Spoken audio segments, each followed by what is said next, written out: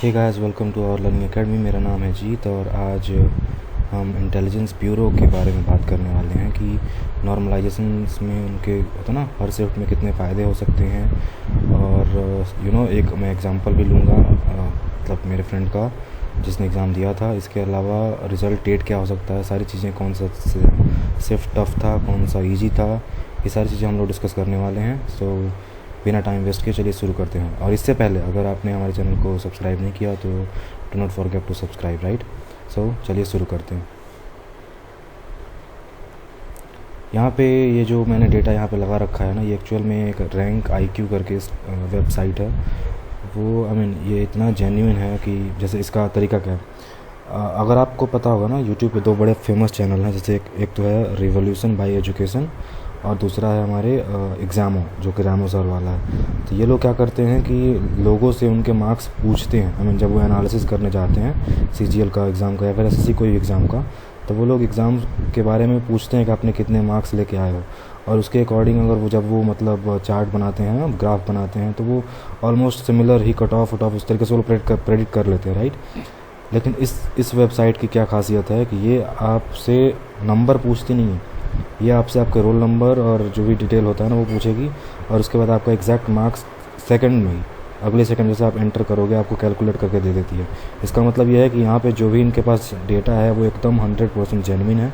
अब प्लस अगर आप यहाँ पे देखोगे ना, जैसे 18 फेब का यहाँ पे दे रखा है 2021 में, मतलब जो 18 फेब का था उसमें 699 लड़के पार्टिसिपेट किए हैं। फिर इसके बाद 18 फेब 2021 में सेकंड शिफ्ट जो है उसके में 656 लोग पार्टिसिपेट किए हैं।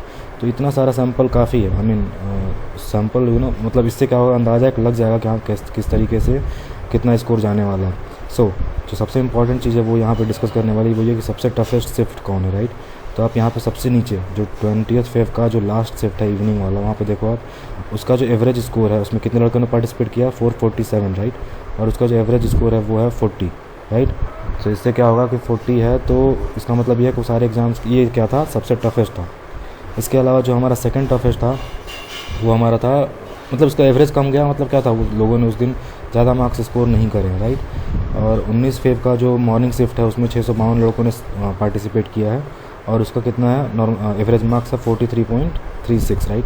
इसके अलावा अगर आप यहाँ पे देख सकते हो कौन कौन सा है। इसके अलावा जो ईजीएस्ट है, 2 ईजीएस्ट है, वो कौन सा है हमारा 18th फेब का इवनिंग वाला शिफ्ट, जिसमें 877 लड़कों ने पार्टिसिपेट किया, और उसका एवरेज कितना है 50.25। और इसके अलावा 19th जो हमारा फेब है उसका जो आफ्टरनून शिफ्ट है उसमें 854 लड़कों ने पार्टिसिपेट किया, और उसका जो एवरेज स्कोर है वो 51.69। और यहाँ पे जो स्कोर है ना, ये जो एवरेज स्कोर है ये एकदम 100% है। ये आंसर की पे बेस्ड है, राइट। सो इसके आप जेन्युइनिटी बेस पे आप शक नहीं कर सकती है, जो भी है एकदम 100% सही है। सो इससे क्या और आगे बात हो सकती है वो हम डिस्कस कर सकते हैं, राइट। हाँ, यहाँ पे एक और मैं एग्जांपल दिखाने वाला हूँ। जो आपने पीछे देखा था 19th का जो फर्स्ट शिफ्ट था, 19th का शिफ्ट फर्स्ट जो था वो सेकंड टफेस्ट था, राइट। सो मेरे फ्रेंड का उसी शिफ्ट में 61 मार्क्स है, राइट। और 61 मार्क्स को नॉर्मलाइज जब किया गया तो ये अप्रॉक्सीमेटली 70.23 मार्क्स हो गया। सो इससे हम अंदाज़ा लगा सकते हैं कि किस में कितना मार्क्स बढ़ने वाला है, राइट। और वो कैसे कैसे पता चलेगा हमें, तो वो अभी हम आगे यहाँ पे कंपेयर करने वाले हैं। यहाँ पे आप देखो तो अब कंपेयर करने पे, जैसे एक साइड मैंने सारे लगा दिया फिर से वही चार्ट, और दूसरा इस तरीके से मैंने यहाँ पे लगाया है कि कितना अप्रॉक्सीमेट बढ़ सकता है।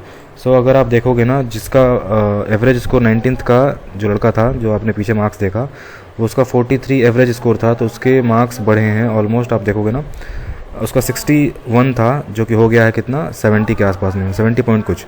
सो ये अप्रॉक्सीमेटली 10 मार्क्स का इंक्रीज़ है। सो इस हिसाब से अगर आप देखोगे ना तो कितना मतलब ये मैं सारी चीज़ डिस्कस करने वाला हूँ। टफेस्ट में कितना बढ़ जाएगा अप्रॉक्सीमेट, ये चीज़ें हैं आगे आपको मैं दिखाता हूँ, राइट।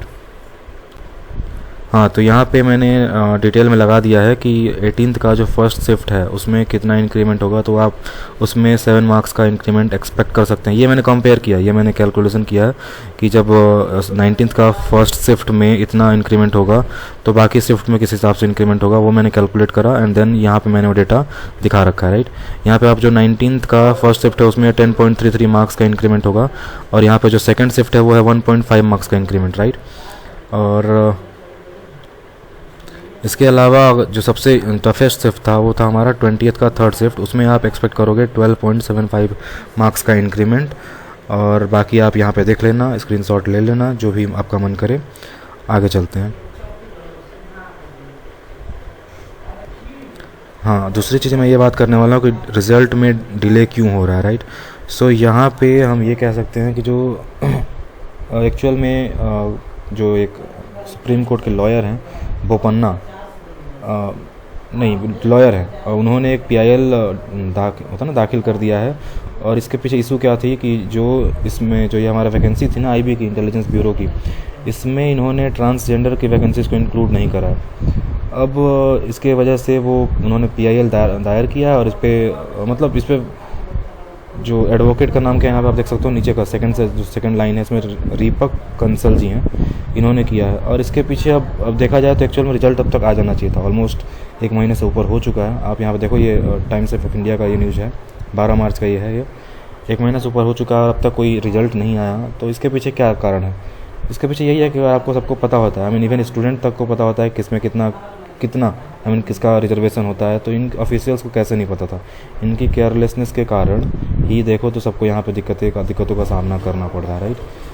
आगे देखते हैं।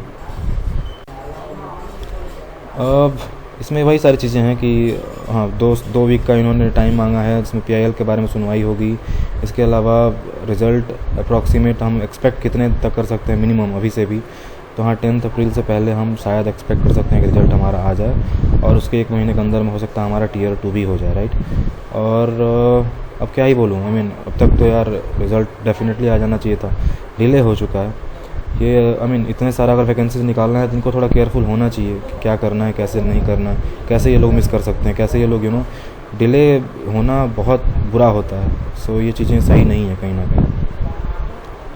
आगे अगर ये चीज़ें आपको अच्छी लगी हों तो आप हमारे चैनल को सब्सक्राइब कर सकते हैं। और thank you, have a nice day, God bless you all, जय हिंद।